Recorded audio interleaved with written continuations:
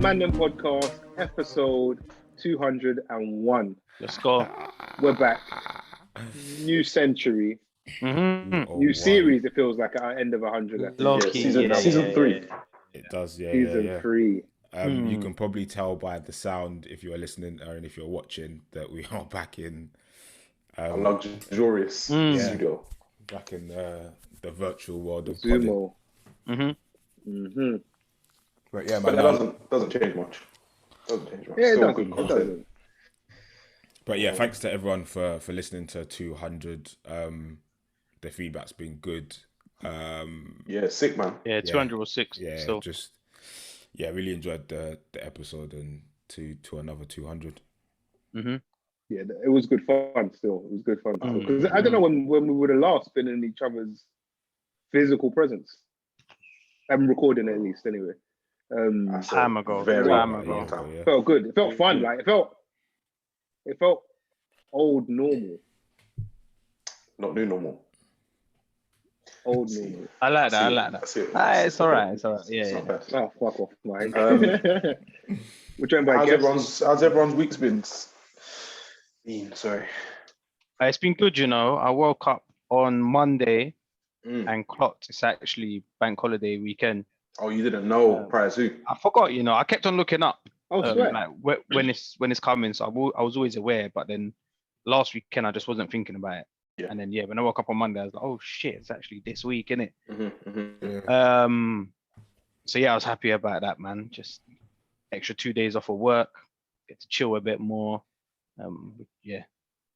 Question, yeah. Go on. Do bank holidays or holidays in general these days bring the same joy as they used to? It brings joy, not the same joy. Do you mean now that we're in? That's a good answer. Yeah, what you comparing it to, Rich? Pandemic. To old normal. Like, you see, like before, like it was like bank holiday, you could maybe do it's something, different. It's different. X, Y, Z.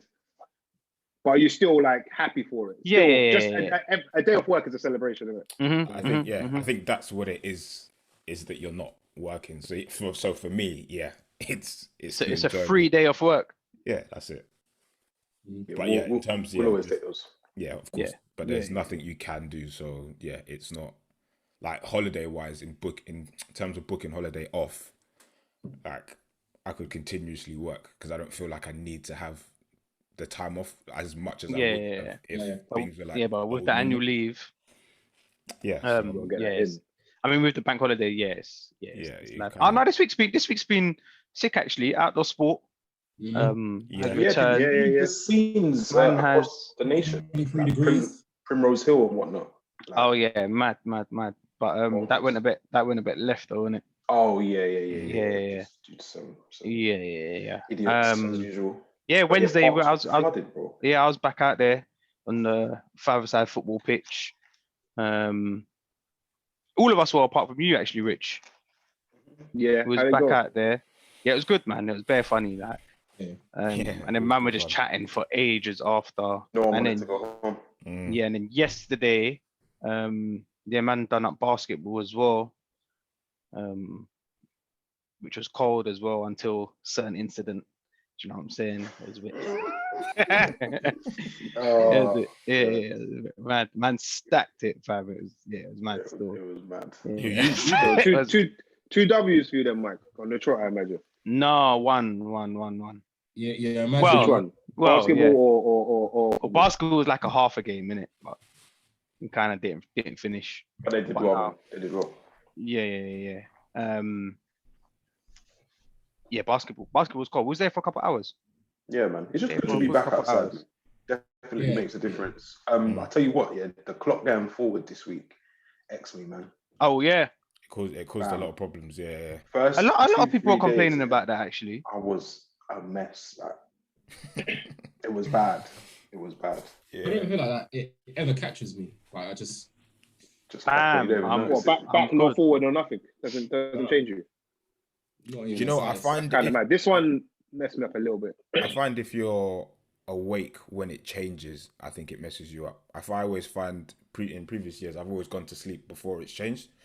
So it doesn't, and I wake up relatively early, so it doesn't really affect me by that much. But this time, I think UFC was on that Saturday night. Yeah, there's boxing and UFC. Yeah, so I tried to stay up to watch it. I fell asleep anyway, but then the time had changed just when I'd gone to sleep. Yeah, you just jumped an hour. So by then I was, it knocked me out. I was like, then when I woke up, I'm probably just about recovering now. That's mad. Yeah. Also, we had fake summer. Summer came and went. Yeah, what was that? Tuesday? Tuesday, Wednesday? Monday was 23. Tuesday was 22. Okay, yeah. And then what? Monday's supposed to be snowing, or when you? Not here though. Not. It was. It's now changed. In Lincoln and that. Yeah. Some weather warnings.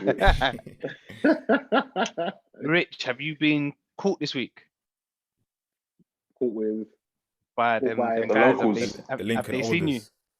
No, they don't want to see me, fam. They don't want to see me. No, I don't think I'll run into them, man. But like, if I run into them, man, it's not trouble or anything like that. But I shouldn't be seeing them, man. Like, I just shouldn't be seeing them. You're gonna see, man, when you're in Tesco. You get moved to. Man, if it's gotta get cracking in the they're gonna rush you. World Foods. All right, cool. Yeah, I was about to say they're gonna rush you in the World Foods aisle.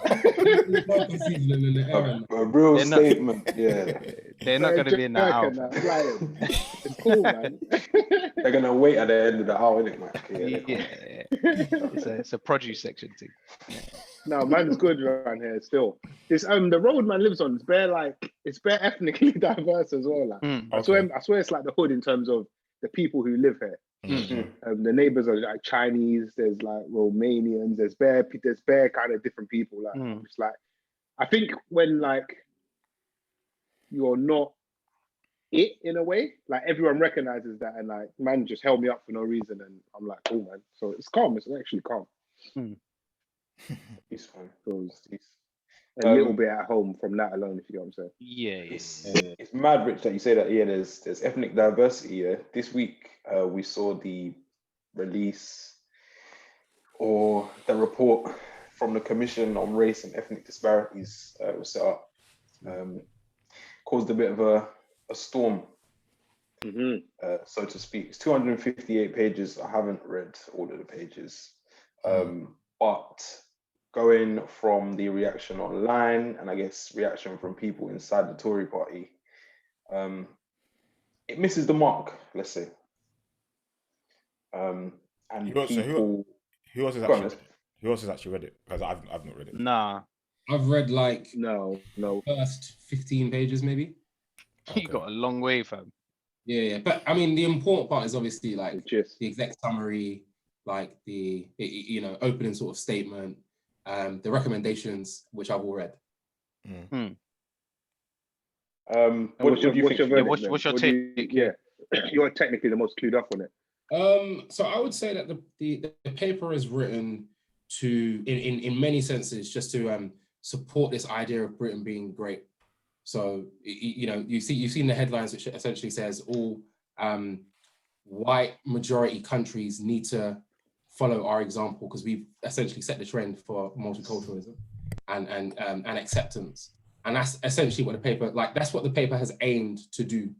So by doing that, it becomes a paper which has a specific objective as opposed to a paper which is investigatory. Just like evidence. So like, like if you look at something, so you've got something which is, and we use this in the Housing Ombudsman Service as a way to like explain things. But there is a position which is adversarial, which is a position that solicitors and lawyers take when they're defending a position. And there's a position which is inquisitorial, which is open to, I'm going to investigate and consider everything. And that's not what they've done. What they've done is adversarial. So they've essentially chosen a position and said, this is what we're going to try and find, and this is what we're going to try and prove, and this is what we have now proven. Whereas they should have said, this is, I would like to consider whether there is institutional racism as a whole, and then come to a conclusion to say, yes, there is, or yes, there isn't, or no, there isn't even. It sounds like it's kind of self-fulfilling. Yeah. That's basically what it is. I think I see a tweet. Someone said the UK surveyed the UK, and the UK decided that they're not racist. Yeah. Bonkers, man. It's actually bonkers. And it's a guy called Tony Sewell who was like the head of the commission, yeah. And it's mad because I've got like a Bookie link to him. He's like one of my dad's friends who's like in journalism and whatnot. And he's just like a real idiot. Like, and he's like, he does stuff like this. He ain't coming to your house no more. Yeah. No. Like he's not like around, man, innit? But it's kind of a distant thing, and he just played the role. I feel like he's just somewhat of a puppet. And he says, yeah, the UK should be seen as a model of racial equality. I'm not down with it, man. No, I don't think I ever will be. No, I just think it's just wrong, isn't it? Sorry, go on, True.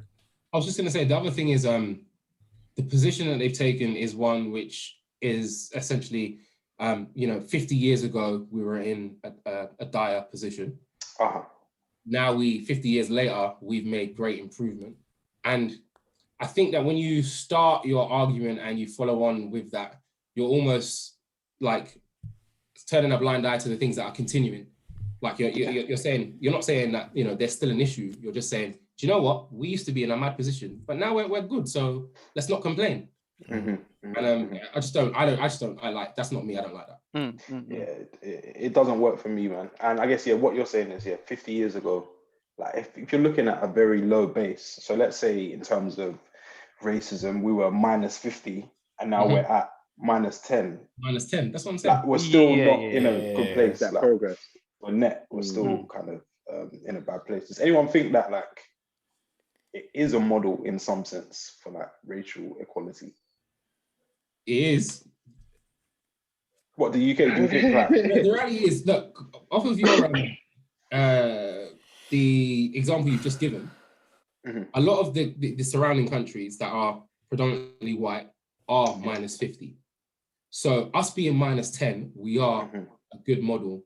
Even if it's just a stepping stone, we're a good model for those countries to follow.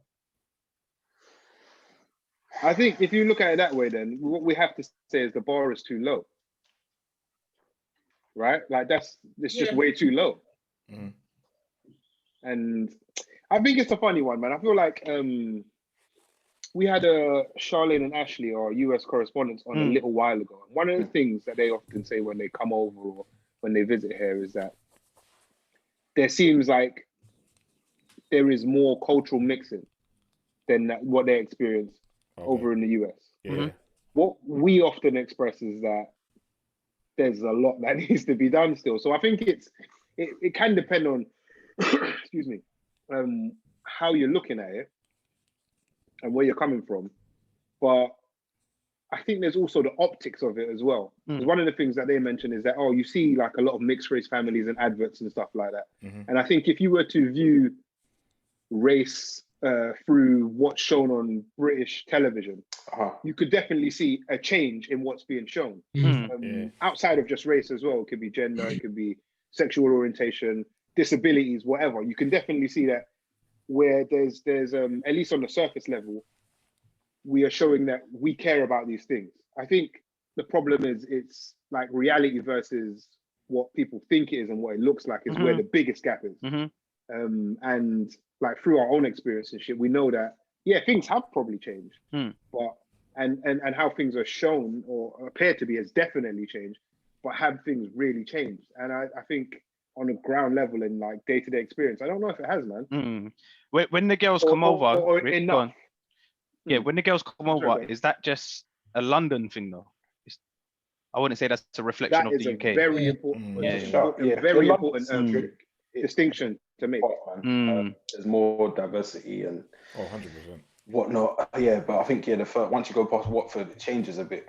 So I don't know. I don't know where the report was focused upon, and they point to kind of I guess achievements in education for like people from like minority ethnic backgrounds. But above that, man, there's more. Like a lot of the stuff Joe was speaking about.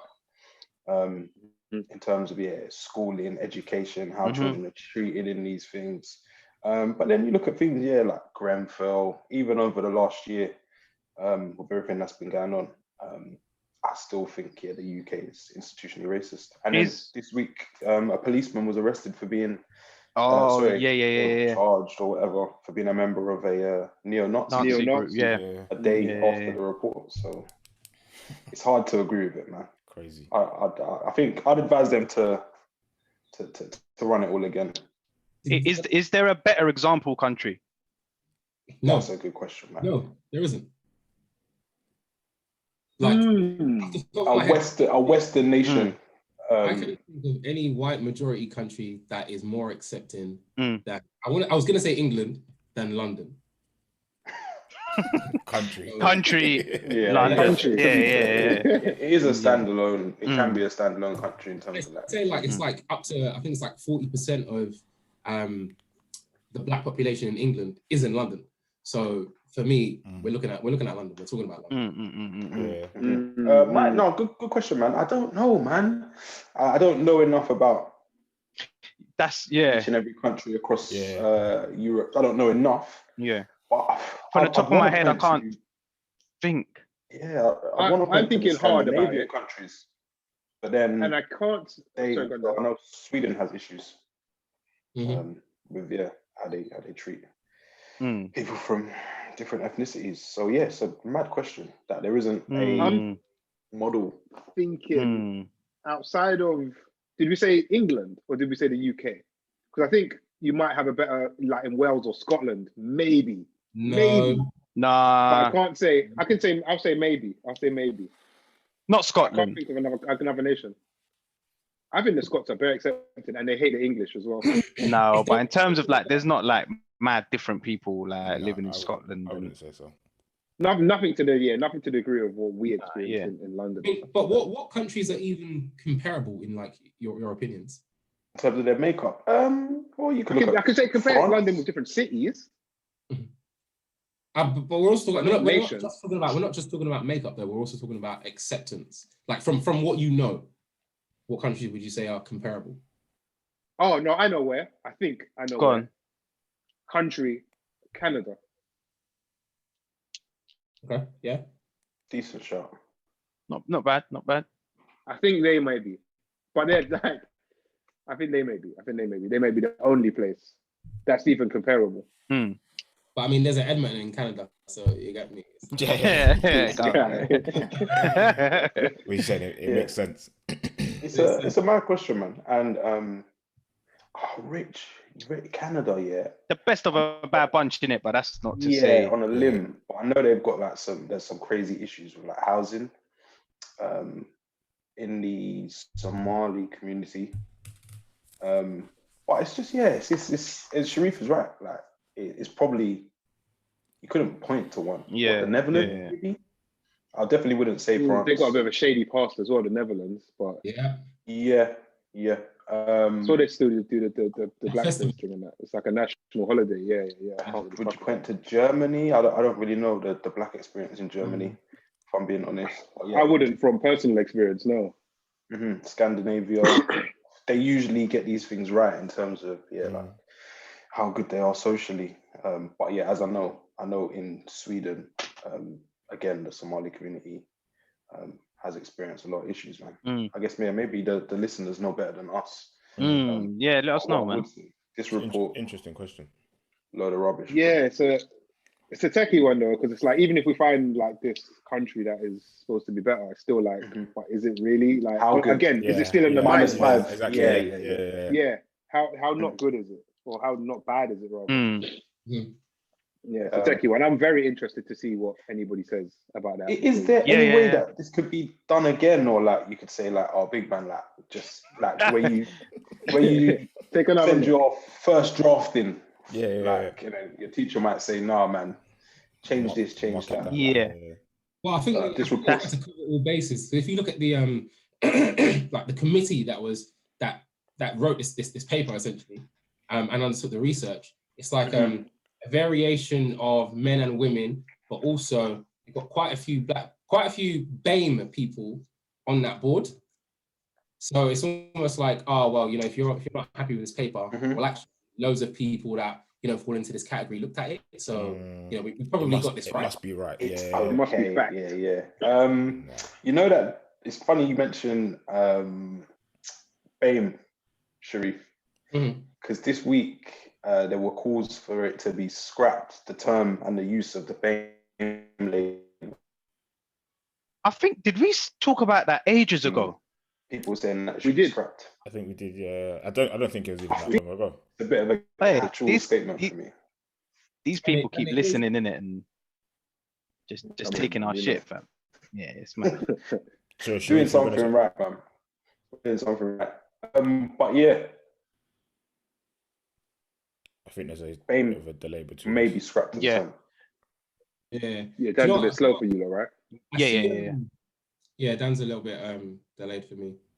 But I see the issue with the catch-all BAME category in that obviously there are like within the specific groups, the disparities in terms of like social mobility,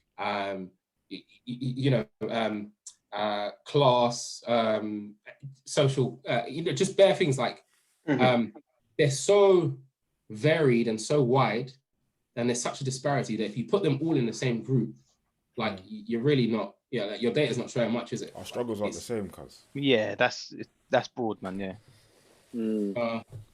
Like we're talking about, Bangladeshi males being the lowest on this sort of socioeconomic scale, and then we're talking about this new data of Black Africans being, on a higher scale now. Yeah. But then if you put them together, you're really skewing the data, aren't you? Yeah, for sure. I remember we did speak on this before. Yeah. I'm not a fan. I can see how it can be useful. It's like a strength in numbers thing, isn't it? Really, like that's the only way it's kind of useful. Like, so many people are saying this, perhaps we should take it seriously. But does it speak for one experience? Absolutely not. And is it going to be? I think there's so many people that are categorized as BAME, and I mean, even in say a workplace, like you work at X company, if the majority are white, say you got 65% white, and then you've got, I don't know, Black Caribbean, Black African, Indian, Pakistani, you've got Polish. Are we counting those guys? We counting them? Minority ethnic. It's still minority and ethnic issues. I just feel like it's a mess, really. But I get why it's been useful, but I feel like it may be becoming less useful as we think about it a bit more. Because it's just everyone, it's different experience, man. I just don't know. I don't know about it. I'm not the biggest fan of it, but I understand it. And then if you don't use BAME, what do you use? You use like people of color? Again, I think that's where we went with it, innit? Yeah, that's what we were talking about. It's techie, man. So like, who are we actually talking about here? Yeah. Be more specific. But on the other side, where they're talking about the white population, is that like this is an actual question. They use that as a catch-all, don't they? So that like they include like like white Polish, for example. They include like Mediterraneans. They include. I don't know. I'm not sure. On like census and things like that, or any data capture, I feel like it is. Well, white would refer to white British, white English. But then if you're Polish, I think there's white European, or I think that it is kind of split out a bit. But yeah, with BAME, it's just like Black people as a whole don't all agree. So yeah, to even add in other ethnicities and backgrounds, and then put us all together and say this is what the BAME people want. It is bonkers, and I think it covers up and kind of turns a blind eye to how some people within the BAME umbrella have been treated. And you can kind of muddies the water, for sure. That's what you were saying, isn't it, Sharif? That's pretty much what you meant. Yeah. Like I think what Sharif was saying it more the other way around, no? No, but also it's like you're unable to pinpoint like the disparity. Like there are ethnicities in that category that are like being treated so disproportionately and need some real support. But if you put them in that catch-all group, you don't really see the issues that are going on. So the data's skewed. Yeah. Filthy game, man. But yeah, we'll see how it plays out, I guess. It seems like that gathered a lot of pace, or well, it didn't go viral, I wouldn't say, but a lot of coverage. So yeah, moving forwards, I don't know, and Bain might be kicked to the curb, which wouldn't be a bad thing. Dan, you mentioned a link to someone that we know, or someone that you know. Obviously, Philip's brother. Yeah. Oh, yeah. Quit. And actually, although he quit on the same day, so he, I don't know like the specific title, but he's like Boris's head advisor for race. Who are we talking about? Just so the listeners know who we're talking about. I know Samuel. So he was one of Boris's advisors on his. I'm pretty sure the title is like race and ethnicity group or one of those catch-all fucking labels. But anyway, he'd been wanting to quit for some time. It was because he didn't feel like the Conservatives were, as representative and taking the right steps for, or in the direction of race equality. But he didn't quit because of the publication of that race report. He just happened to leave on that day. Coincidence. Yeah, and BBC News have just put the two together and say, I think because he previously threatened to step down. Yeah. When was it? It was he tried to resign in February, and it was over. I think it was around the messaging and targeting of ethnic groups in order to get them to increase take-up of the vaccine. And he kind of pump faked and threatened to resign then. But yeah, it seemed like this was a step too far, man. And yeah, fair play to him, man. Fair play to him for finally making the move, I think. Yeah, we'll see where he is next. Yeah, we'll see where he ends up. Yeah, he was Boris Johnson's advisor for civil society and communities, and his remit was to reach out to ethnic minority communities. But yeah, that was the straw that broke the camel's back. After the year we've had, it took this race report as one step too far for Sam. A lot of other people. Yeah, we've had enough of this, man. Had enough of it, yeah. He's gone and kicked Bain out as well, is what I'll say. Done with it. What else was there on our menu this week, man? There was the OnlyFans thing and the guy going to like 5 different workplaces. Yeah, let's talk about that guy doing the jobs. Yeah, so there's a guy, just for a bit of context for anyone who hasn't seen it, we can share the video actually in the edit. It was a guy or a TikTok user by K41 _, I think that's INY, I-N-Y. It's a guy from the UK, and he's essentially just showing his day, and his day consists of nothing but work. So he starts his day, he's got a 6 a.m. Oops, sorry, let me just turn it down. 6 a.m. to 12, he's at Asda. Sorry, I'm watching the video now. You see him driving to, I guess in a break. After he finishes that job, he's got 1 a.m. to 4 p.m. He's captured the Amazon Flex, and you can see him working in the Amazon warehouse, doing deliveries, loading up the car, etc., dropping those off. This money, man. You see the whole delivery process actually. That's 1 p.m. to 4 p.m. Yeah. Then 5 p.m. to 10 p.m. he is working in Tesco. Sorry, I just want to see if there's any more done. I can't remember. There's one more. I think he does Uber Eats from 10 to 12. Uber Eats, with the McDonald's. Yeah. Then 10 p.m. to 12 p.m. 12 a.m. technically. He's does Uber Eats. So what's that? An 18-hour work day? 18-hour work day. Yes. Well, I think there was a couple like you had a break. There are small breaks, but I mean, if you're working for the most you're part, entitled, Mike. You're entitled to an hour lunch.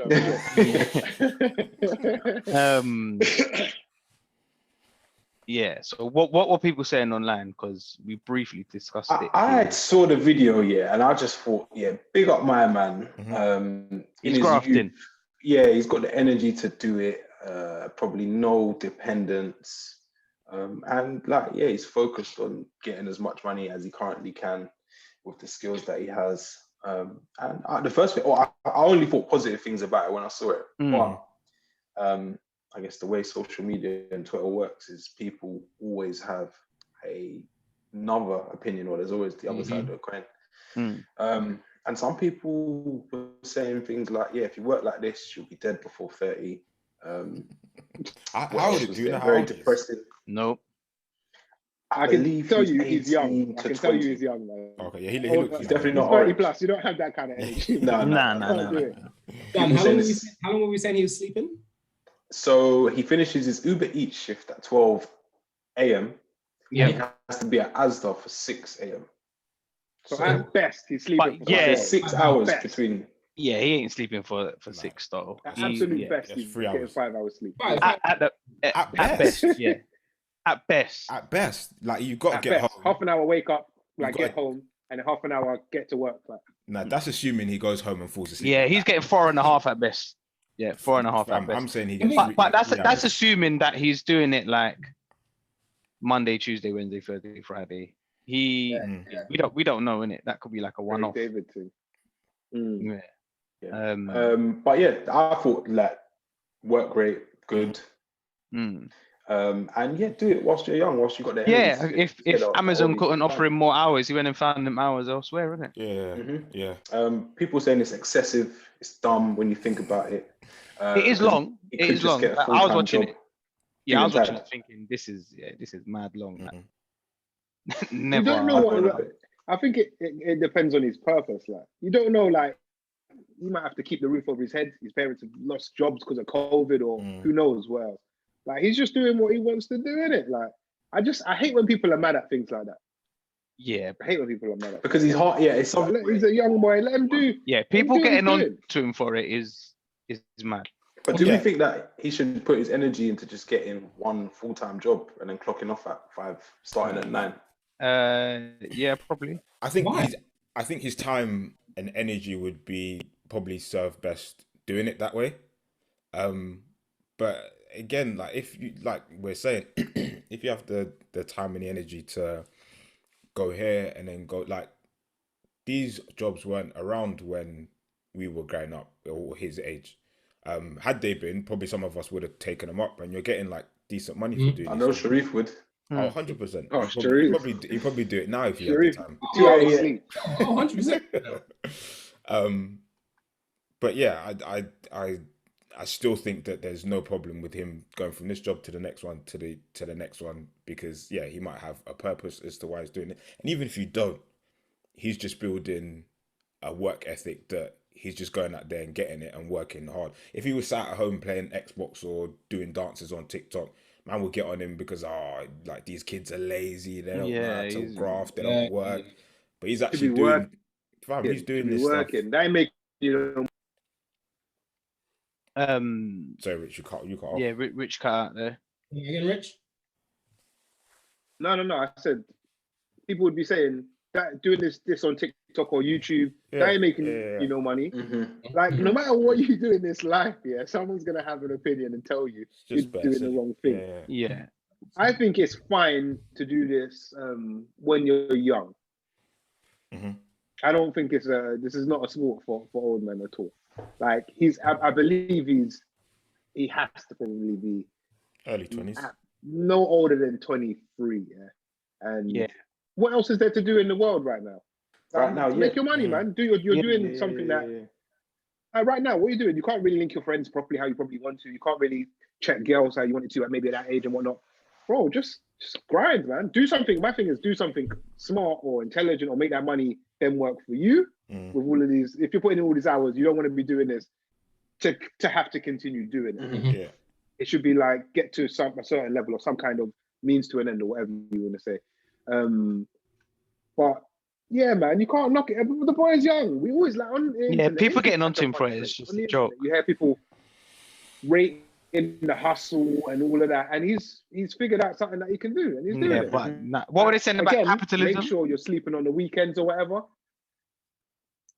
I don't know. What did you say about capitalism? They were kicking like saying this is a downside of capitalism, that this actually has to even happen. That he's almost being like exploited by these big old companies and whatnot. So I don't know. People were. It doesn't have to be there. Suggesting a shift to a more socialist or communist type setup. I've actually just like regardless how much you work to get the same amount of money. Yeah, so you can work 18 hours and get the same as Go on, Sharif. There are a few bugbears here, but like, so obviously Pabs came on. He told you like he had from uni he had a goal. I think he said it was 10 bags. Mm-hmm. He wanted to reach that 10 bags. He had things he wanted to do. Bro, the boys out there, why wouldn't chances are if he's doing that many jobs, he's got a goal. He's trying to raise peas. This isn't like, man, I'm looking at it like this is his forever life. Uh-huh. Yeah, exactly. He's obviously trying to hit a target. Like, let him raise his peas and do that. The other thing is, like, the kind of work he's doing, a lot of it is spent in his own, like, in comfort. Mm-hmm. Yeah. He might enjoy being in his whip. Mm-hmm. And therefore he's banging tunes. Roles that allow him to be in his zone and to drop off things and to make and still get paid at the same time. We wouldn't look at a cab driver and be like, oh, you've been working for 10 hours. Why you like go home? You can't sustain this. Like, shut up. It's ridiculous, man. People saying, yeah, he's being exploited. Like, they had the gun to said, you better take this job. Like, try. Yeah. Like the amount of time that he's sleeping, bro. They used to say Theresa May and Tony Blair slept 5 hours, and they're most productive because they only slept 5 hours. Because they were up working, doing what they need to do, get back. Still fucked up the country and the economy. It's because they didn't sleep enough. Yeah, and that's fine, but they didn't keel over and die at 30, as people have suggested, did they? Because he's not a politician, it's like, you can't be doing this 5 hours because you're not as important as these people. They could do that, but you can't. Bro, he's working hard. He's not harming no one. He's not doing no trouble to you. Why are you mad? You're not doing all the hours. I think there's the jealousy steeped in it. There's always, people are always right, I guess, as well on social media as well. Yeah. I was thinking about some of the mad shifts that I used to do. What are some of the maddest shifts or like work patterns that you used to do?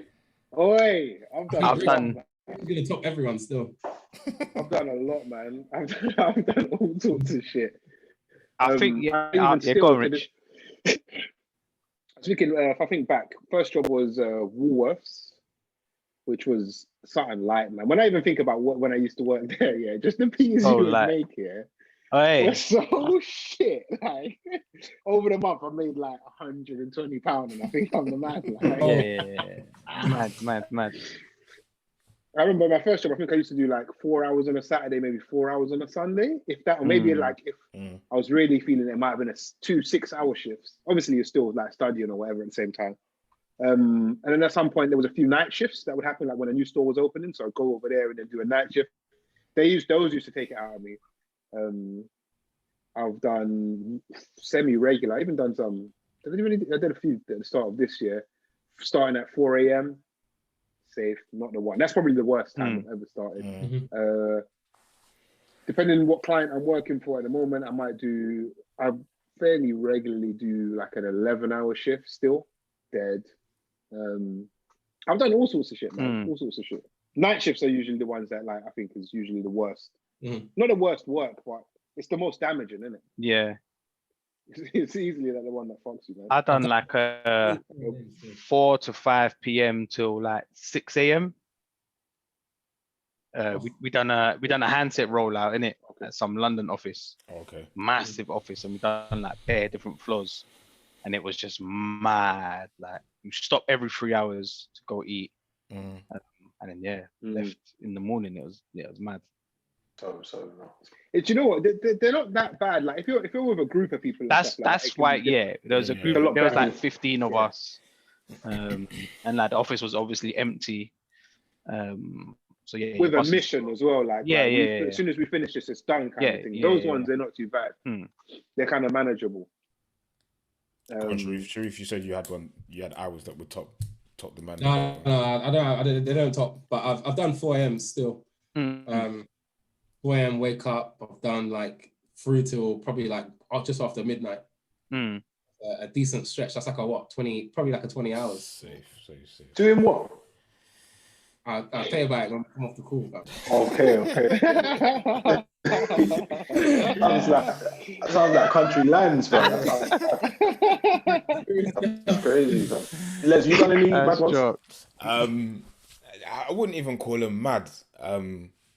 Again, working in retail for Top Man, done a couple of nights. I actually liked the night shifts. I didn't do them too often, but like when we had like sales coming up, they would ask people to do night shifts. So I did a couple, but I rated it like Rich said, when you have like a task or something to complete, you just kind of focus to get on with it. And I think it's the opposite to obviously in working hours or opening hours. You don't have the distraction of customers Clock being watching. around. And the clock watching as well, yeah. You kind of know that, right, we got this to do. And if you get it done in time, then you get to go home. But yeah, like they used to have like different shift patterns. So like the early was a 7:15 start. So I used to wake up at like 6, maybe slightly earlier. You finish at 4:15, I think it was. Then there's like a later shift where you start at like 2 in the afternoon and finish at like 11:30. Yeah, that used to fuck my sleeping pattern up. I was a mess for like a couple when I was there for like 3 years. But outside of that, I've never really done like too many mad shifts. Do the normal 9 to 5, whatever. But yeah, I've done late. Bit of a lazy one. It's not. It's working. It's smart. It's working smart, fam. It's working smart, fam. Not a mad shift or anything, yeah. But I'm sure we all used to do this when we was younger. Like mad going out, mad late, drinking, waking up for work. At Top Man, yeah. The first, yeah, not Sharif. No. But even just to going out late and then work next day, yeah. Cut that out early. I think I did it like twice, and I was bro. Bro, I can't count how many times I've done that. But Top Man Christmas party, the first year. I can't remember if he works that day or not, but basically wake up in the morning, had that, like I wouldn't go to sleep for like 24 hours. And I had work the day after the Christmas party. Yeah. I got 2. One's work and one's uni, yeah. The uni one, remember, gone out drinking, it's mad late. I had uni in like 3 hours. Got home, I had a quick sleep. Went to uni, I was fucked in the lecture, like. But I was ill, like. It was mad. And the other one is Rich, car phone on Sundays.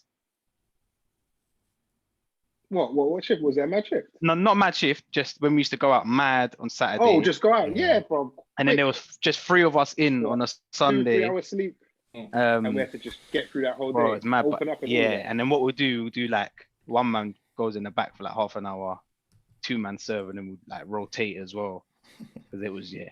It was we had to make it work, innit? Yeah. And that was regular. You have like a mad headache, like your belly a little bit, like your chest hurts, your legs feel. Yeah, it's mad. No, man. It's worse if you're if you're hungover. It's so bad if you're hungover. Saying all of that, yeah, my worst experience with lack of sleep actually came from like at uni, having to like get an assignment in for like the end of the week, and I haven't done fuck all, and I've just had to do bare all nighters, and then go to drop it in. But I was hallucinating, like legit hallucinating. Like, I could see people on the bus that weren't there. In the LRC late night. I got another mad one actually. It was mad. When I was working in the city for a telecoms company years ago, we set ourselves some target, like a quarterly target, and if we hit it, we was gonna go away in it. So we ended up hitting this target. And we went to Lisbon. Oh yeah, I remember that. So so we went to work on Friday. We left the office like midday. Went to the airport, caught the flight, whatever. It was there Friday night, Saturday night, Sunday night. But our flight was at like 6 a.m. Monday morning, innit? So went out Friday, went out Saturday, and then Sunday went out for a meal and then for like a few drinks. And everyone was like, "Yeah, just gonna go back to sleep. We got to wake up early." But a couple of us were like, "It's the last night, like in Lisbon, isn't it?" Bro, we got back to the hotel at like 4 a.m. Got to the room and they rang our room like, "Yeah, like the cabs are outside. We're like, shit. Quickly, just put everything in the suitcase, zipped it up, went to the airport, flew back to Gatwick, straight to the office.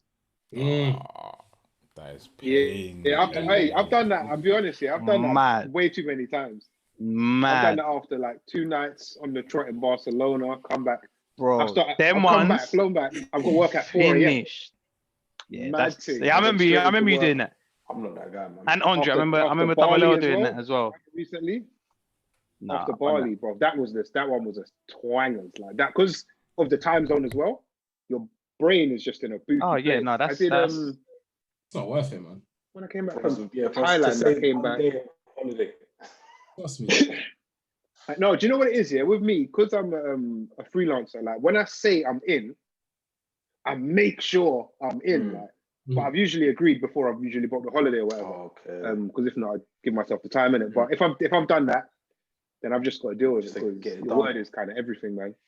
Yeah, just get it done. Just got to get it done. When I came back from Thailand, I fucked up dates as well. I came back, I slumped, and I had a Childish Gambino like at the O2. Like, I booked it, and I'm like, fuck, man, I do not want to go. I had to go and turn up, like, and you're knackered. Like, I've been partying for how many days? Like, Fake happy in the crowd. It's long, man. Fake happy, like I'm so sucked. Yeah. Like it's mad. Yeah. After holidays, I need a good few days just to get myself nothing in it. But then I guess you mentioned earlier, weird places that we've worked. I was gonna say I've actually worked in maybe like 5 different cities. Yeah, you was up here, innit? I've done Lincoln, I've done Colchester, I've done Ipswich, I've done Swindon, I've done London, man. London, of course. Bro, London, like the big smoke. None of them. I've never done that actually. I've never really done that. You've done a fair bit, man. Yeah, I'm not that guy, man. And with the working year, Sainsbury's was probably my weird ones. Do split shifts, start at 6, finish at 2, go home for a couple hours. Come back for the evening shift. Fam, you know what? Yeah, I'll never forget. Like, this is when I had the Punto, and I don't know if it was getting repaired or something. But I just remember walking back from like my first shift at 2 o'clock through the park, and I was like, "This will all be worth it one day." Like, I was like, "This is mad. What's going on here? Yeah, this is the stuff people don't see, man." And yeah, made it out eventually, but fam, it was tough, man. Scaling the autobiography. 100%, man. I'm gonna walk back down through that park as well, man, dragging my feet in the rain and that holes in my shoes. It was mad. That's the thing, man. I'm like, if you got a goal or whatever, then you can make it happen. Like, just make, as Dan said, like, make it worth it. Make it worth something. Question, yeah. We talked about the guy working effectively round the clock. As some older man them now, none of us actually have kids. If you had a child, would you say, Rich, that was do your thing, man. Work 18 hours, son. No, probably not. And quick question. I said son. You notice I said son. Would you have the same approach if it was your daughter? I'm probably 18-hour shifts. I think in both scenarios, it's probably not that practical. Like, yeah, you need to make time for your child as well, man. And he's not gonna, if he like with that 5 No, sorry, not you working that time. Them working it. Would you advise your child to work? So Sharif Jr. He wants 16-year-old Sharif Jr. Yeah. 100%. Yeah, Sebastian. Sebastian. No, I wouldn't. Yeah, you wouldn't, Mike. I say no. But like I said, I wouldn't do what this guy's doing. But I'm not mad at him, innit? So if my child was gonna do that, I'm not gonna be mad at them. It's their choice. But I wouldn't do it. I wouldn't say you need to be working 80 now. I would just say, no, I'm not suggesting that. I'm saying if your child says like, Dad, I'm gonna be doing 18 hours for the next 18 hours, I'll say 5 days a week. I could have made it a mad thing. For the next month. Yeah. I'll say good luck. Your child's not even like, they're just telling you. You like, I guys they're kind of asking for your guidance. You know what? In a bookie I way. say to your thing. And I'm a work smart guy. You'll be proud. But yeah, I'd actually low key be like, 100%. Yeah, man, this young buck, man, you can stay an extra year in my house. Yeah. I'm shaking his hand. I'll probably do a little bet with him or something. I bet you can't do it, and if you. Yeah. Or if you do like a match you or like make it. Not match him. That's No, for P. Yeah, nah, I wouldn't match that paycheck. Oh, I'm not working. That paycheck's mad. You ain't working. It's not even going to be that good. I get you a Nando's or something like that. Yeah. No, I definitely, I wouldn't encourage it, but I definitely support them in what they're doing because for sure. That's not a decision that you just say, I just want to work 18 out. Like there's a thought process behind it, and whatever that may be, you might need to pay for this holiday or this new 20-inch rims on their Corsa or Fiat 500, whatever it is. 20-inch rims. That's cold. At the same time, they're teaching or they're enforcing the values that you want them to have, like cold work ethic, going out. I want something, and I'm gonna put in the work to get. You got to work for it, and they're doing all of that. But at the same time, as a parent, you're like, I can be sure that my kid's not out there doing any fuckery because he's working 18 hours. You know where they are, yeah. Their focus is, for the most part, on X or Y goal, man. He's getting legal money, like. Yeah, man, all for it. Yeah, be mad at it. Just don't eat anyone's chips. I think. You just have to advise them, like be sensible when you realize that this is, becoming exhausting and having a toll on you. Taking a toll. It takes some time. Yeah. My thing is in the lesson you learn from doing that. I feel like I can't tell you what I learned from doing these crazy shifts. I've definitely learned something like. I think back in I said this in many interviews, and just when people have said it or it's come up in conversation, you'll say, oh, sometimes we have to work late, like past your working hours. But I guess people who aren't used to that would turn around and be like, I'm not really too sure about that. But if you've done it multiple times before, you know that you're built to do extra hours. You're built to stay late or work till 12, 1, 2. Or if it's the reverse where you have to wake up early, you know that you're able to do it.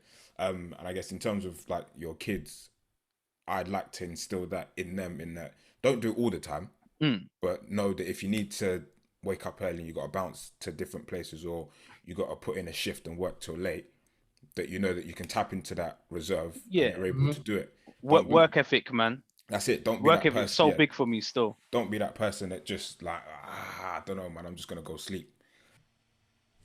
Yo, man, I'll be back in a second. Yo, boys, listen up. Thanks to our sponsor Manscaped, you can now trim below the belt safely and efficiently with no nicks and no horrible cuts. Manscaped are global leaders in men's below the waist grooming and have an exclusive offer for you. Use the code Mandem20, that's Mandem20 to get 20% off plus free shipping at manscaped.com. Now don't say we don't ever do anything for you guys. Manscaped are changing the game with below the waist grooming, but they're also here to help you with above the waist holes too.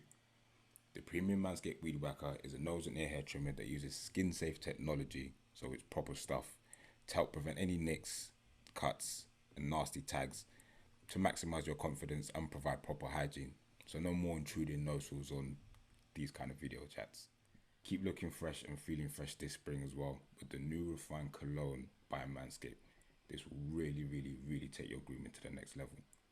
It's light, it's approachable, and will keep you smelling like a gentleman at the next socially distanced link up.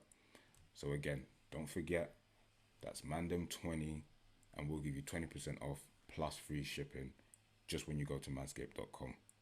Boys, always make sure you're using the right tools for this job. Now I've got to get back to this episode.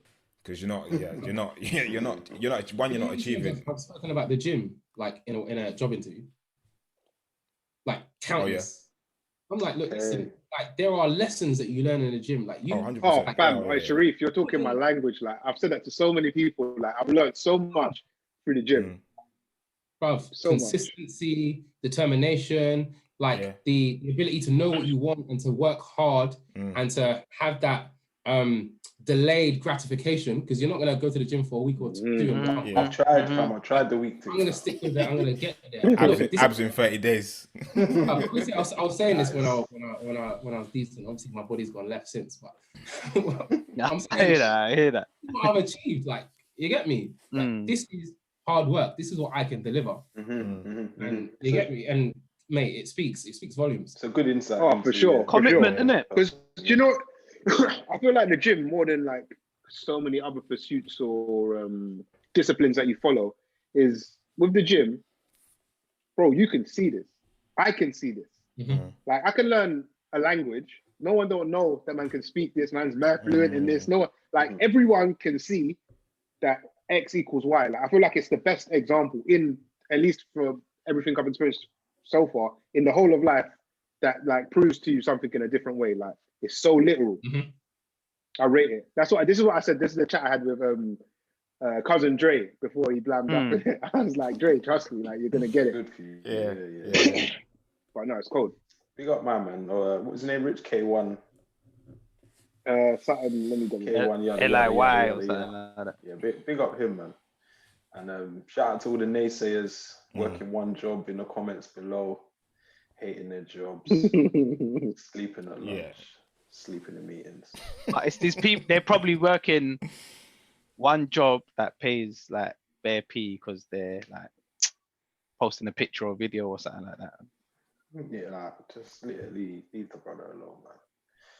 There's nothing with working hard, man. I think we still need people to do that, and then hopefully later on in life he doesn't have to. Yeah, man. That's the thing. That's my thing. Like this is cold, but it's not forever. And then posting pictures, man. I think that you're gonna go to the alternative.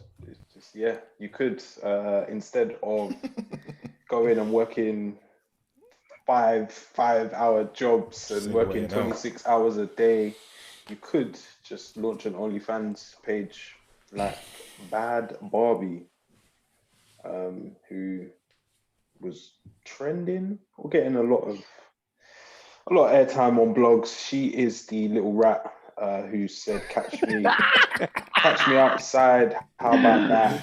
To her mum. She recently turned 18, or I think the day she turned 18. She's known as a teen rapper. Can't say I've heard her music. But she's now been crowned as the queen of OnlyFans at 18. Her OnlyFans page was live 6 hours and she made $1 million. That is so mad. Yeah, you know what? Nuts. In some senses, it makes me feel a little bit sick. We said this yesterday, Dibs.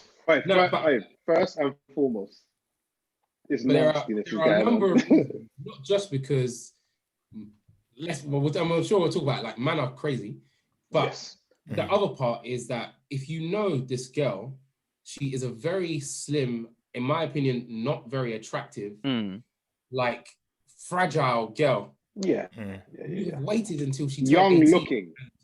And then man, this isn't right. Wait, you waited until she turned 18 for what? For you to be able to go on her and for her to post on a, didn't she waited till she was 18 to create her own. The men were waiting. But they were like the guys who you can't say they were waiting for her to make to. I don't mean. No, Mike, it's a common thing. It's a common thing on the internet. Like even with like acting, like child actors and that, like they're all like 100%. Can you not remember sites and whatnot counting down people's things like I swear to the 18. It was Mary-Kate and Ashley. Mary-Kate and Ashley. People are nasty. This is what I'm saying. Man are nasty, bro. But now it's like Mary-Kate and Ashley were like our age as well, so time ago. It's disgusting. That's part of it. But we know man are sick, innit? No, but Mike, this is £1 million sick. Like, there's a lot that's a lot. That's a lot of sickness still. And it's mad that the day before it was illegal, and now it's leaked. So it's still in that spooky area. But she made $1 million in 6 hours. J-Lo, let's say J-Lo didn't have her OnlyFans. Being J-Lo who she is now, at her age, she didn't have an OnlyFans. Tomorrow she made an OnlyFans, and within 6 hours she made £1 million. We'll be like, "Raw, that's mad." But it's J-Lo. That's mad. But this is an 18-year-old girl who is in my opinion, dead. It looks prepubescent, like it's mad. Nah, man, that's more of the issue for me. Like, whether you think she's attractive or not, she looks like a child. That's the weirdest thing for me. But I don't know how I should feel about it. I know how I feel about it, but I don't know if my feeling is correct. I feel like this is all mad. But should we be celebrating this in the same way that my man's working 18-hour shifts? Is she working smart? She's decided. Yeah. If we're doing it by hourly rate, yes, of course she is. Like that's undeniable. Yeah, beyond definitely debate. Working smarter. Yeah, that's nuts. At what cost?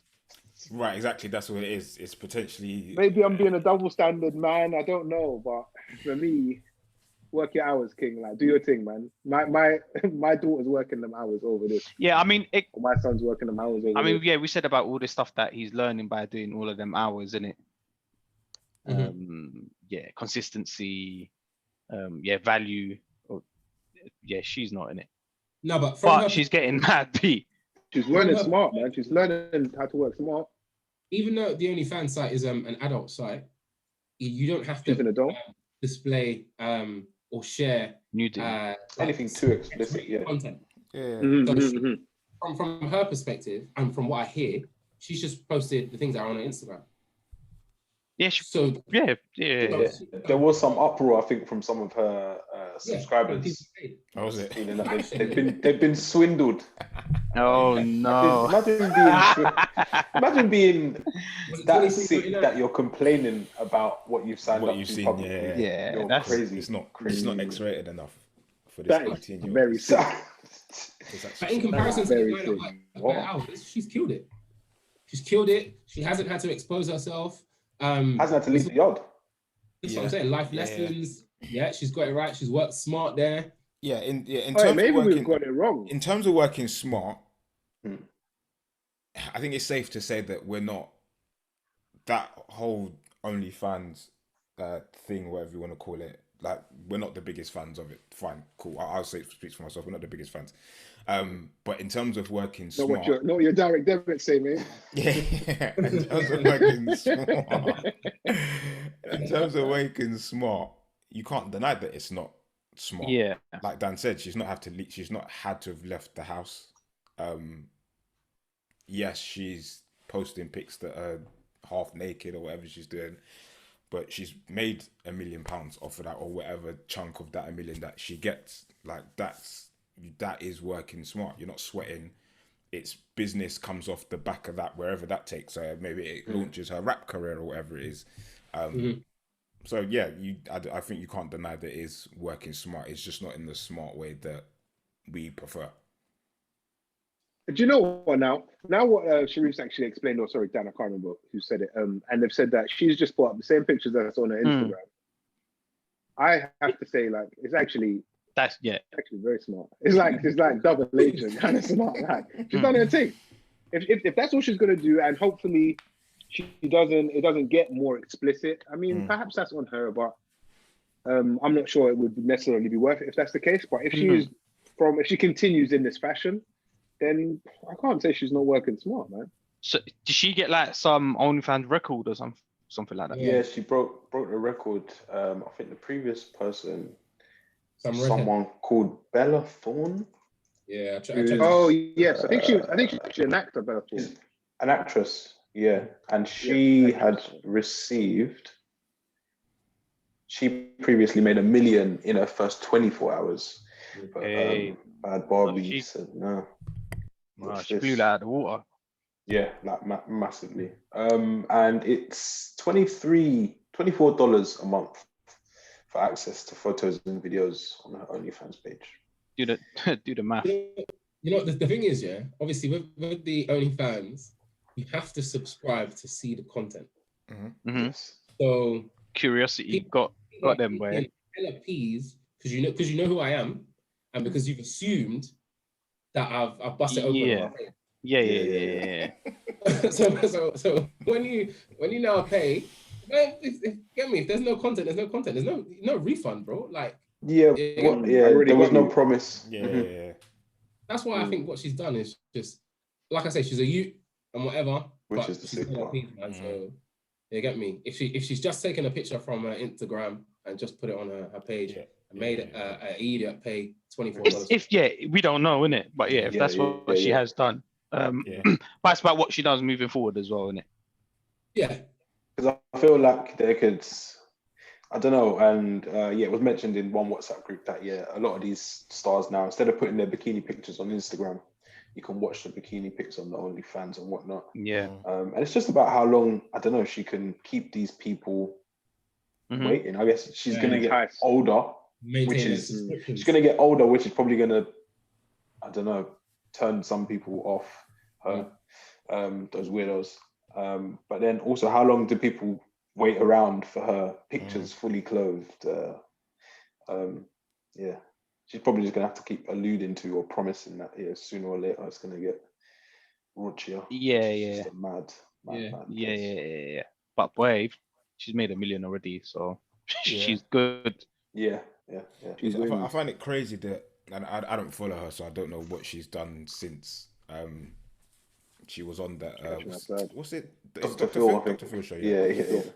So I don't know what she's been doing since then, but it's weird and a little bit scary that she's turned 18, jumped straight to OnlyFans. Like, is that where things are going now? It's not.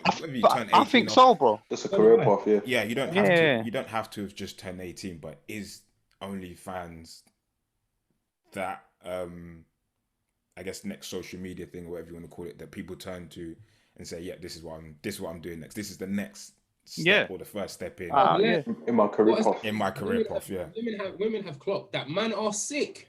Yeah. And that's stupid. They'll pay for all sorts, bro. Like, I respect it, man. That's worrying. I respect it on the behalf of elder, established, mature women who take this choice. For the younger, just turned whatever, it's murkier for me. But if they're like adult women that want to show their bodies and men are willing to pay for them. How does it work? Does OnlyFans take like a percentage or something? They receive, in this article that I was reading, 80% of the revenue of their earnings. How much? 80%. So okay. Who receives 80%? The artist or model? The creators, yeah. Oh, okay. So OnlyFans take 20% commission. They are caking. They are, So maybe that even answers my question. I get that there's good money involved in it, but I guess the moral side of it, I just think, for like Dan said, if you're older and established, fine, but just turning 18 or legal age and then jumping on it straight away, it's disturbing to me. It's worrying that it's option A. Right, exactly. That's a bit worrying. I don't like the idea of that. It's like immediately. I mean, you're rapping, and imagine she's making some money of rapping and being a personality, but immediately, as soon as you're illegal, it's like, crack on with the OnlyFans. Yeah. And as we said, hasn't put anything, at least as of our recording or to our knowledge, hasn't put anything explicit up. Then maybe that's more okay. But it's a bit of a warrior precedent, man. Yeah. It's a bit worrying. I think that's probably one of the most important things. Yeah, I'd agree. A lot of young 18-year-olds or 17-year-olds turning 18 might think, oh, well, she's just done this and she's made a decent fee. Like, I could go, and for us, obviously, turning 18 is when we go to university. People might think, why should I go to university now? I turn 18. Yeah. They start doing their own countdown on their own pages. What I'm saying. Playing the game. Yeah. I tell you what, I didn't make $1 million in my first 6 hours at work, so. No, boy. No way, man. I made $1 million in my first 100,000 hours of work. It's mad. This is where it comes into like values and whatnot. It's probably best to value your secrecy, privacy and whatnot, man, over a check, a nice check. And also are the more established and older women setting a bad precedent for the younger women, because they're seeing all these older women getting the money, get into the bag, just get the bag. So then these younger women think, oh, these lot are getting mad P. So when I turn of age, or even not, you can be 18 and think, right, when I turn 19, 20, whatever, then I'll jump on it. Are they setting a bad precedent for these young women instead of just saying, oh, not go get a regular job, but do something else than just having to do this? It's a sharp probably a bit, yeah, but they probably don't want to accept accountability for that. Oh no. But it will definitely play a part in influencing this younger generation, because it's not older men that they've followed. Exactly. So I can't take all the plaudits without accepting that there is a knock-on effect of it. But I think you're right. I believe they have a part to play in this. I feel like over the last circle weeks, I've seen some crazy things, and I don't want this to be like me seem like I'm criticizing American women, but I've seen like the superstars. I've seen them just saying like some mad things, like if you got a boyfriend, but you're still paying for things yourself, and you've been together for ages, you've been single the whole time, like. What? They do my head in. I just don't like. Sharif rubbed his eyes. It's exhausting, honestly. This is it's the city girls, man. It's hot girl summer. It's all of that. My thing is, Go on. No, I'm just gonna say, if you're gonna be a hot girl and all that, just understand what comes with it, man. Yeah, I definitely feel that we're in an age now where there's a lot more individualism in that people want to be more independent. So I was seeing, I think on Chucky's pod, he had Taser Black on, and Taser was talking about sleeping in different, probably changing the subject slightly, but people sleeping in different, as a married couple sleeping in different bedrooms. Yeah, so he's got his room, she's got her room, and like they don't necessarily sleep in like the same bed. And that just kind of made me think we've not grown up with that mentality of sleeping in separate, like you've got your room and bed, she's got hers, like there's a marital bed or the bed that we bought together, like that's where we sleep. So I think there's definitely a lean towards people, women and men to an extent, that everyone's just out for themselves, everyone's doing their own thing. It's kind of, we're not really trying to connect and build and do this together, do that together. Everyone's just like, if going to shit, mate. If you ain't doing this for you, if you ain't doing that, you got what? What'd you say? You've been single. That's all. World's going to shit. That's all a bit crazy. We're trying to I feel like things are being rewritten at a staggering pace. Yes. Rapid, Whereas evolution is glacial, fam. It takes it's a slow process, fam. But the advances, they're all a bit too fast for me, man. Are they advances? Are we getting backwards? Sorry, changes, modifications. Some people call it progress. They're not for me, man. I'm alright, man. I will forever sleep in the same bed as my missus. Hey, I will. The dog ass. Yeah, I will. She's just say it. You see, like, if you have do you decorate it differently in that, or like do you have a blue room for you and then she's got a pink room, like you have a race car bed? Like... Now what you do then, you have a green room for you, and then you decide what happens in that. There's a green room for you. Okay. Yeah. I'm not sure, man. Fuck knows, man. I don't know about that. I don't know about all of that. We're in a strange old place, man. But big up to everyone getting money, man. If you're working hard or you're working smart, just, get that coin, man. It's funny. I feel like on smart. Go on, Rich. On both topics, it's like a full circle thing. In the first topic we spoke about with race and things appearing to be one thing, and then in reality they seem to be another. I feel like that's the same thing that social media is kind of exposing. Like I have this idea that we're getting closer to equality and fairness and all of this, but then when men are allowed to, they sign up to 18-year-olds OnlyFans. It's just bare bookie, man. It's just I don't know what's going on. I'm just confused by it all. I just want truth, man. That's all I want. Good luck on that journey, man. I think. What a man saying?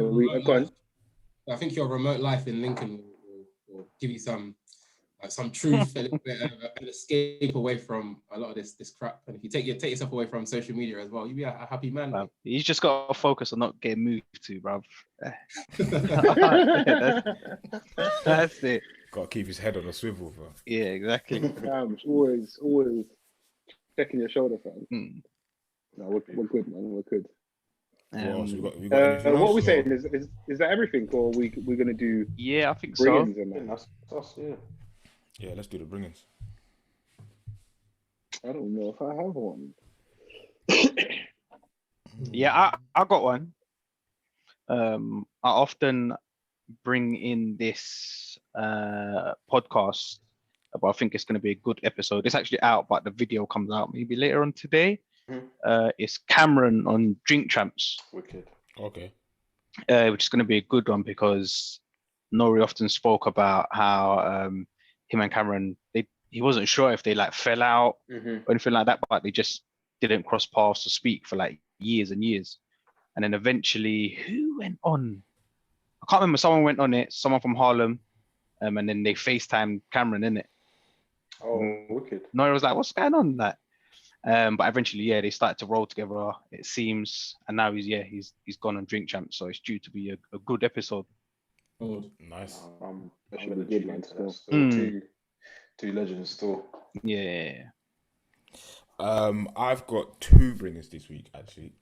Okay. So I'll bring one's a series, one's a song. I'll bring the series first. Has anyone watched Sex Education on Netflix? Yeah.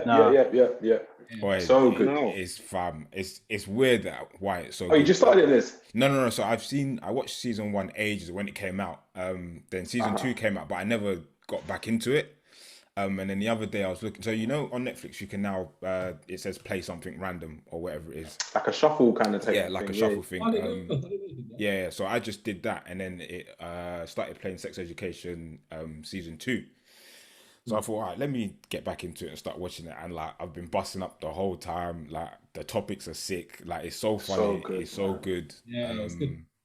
Yeah, Sex Education is cold. So if you haven't seen it, definitely watch it. Well, season 1 and 2 are out.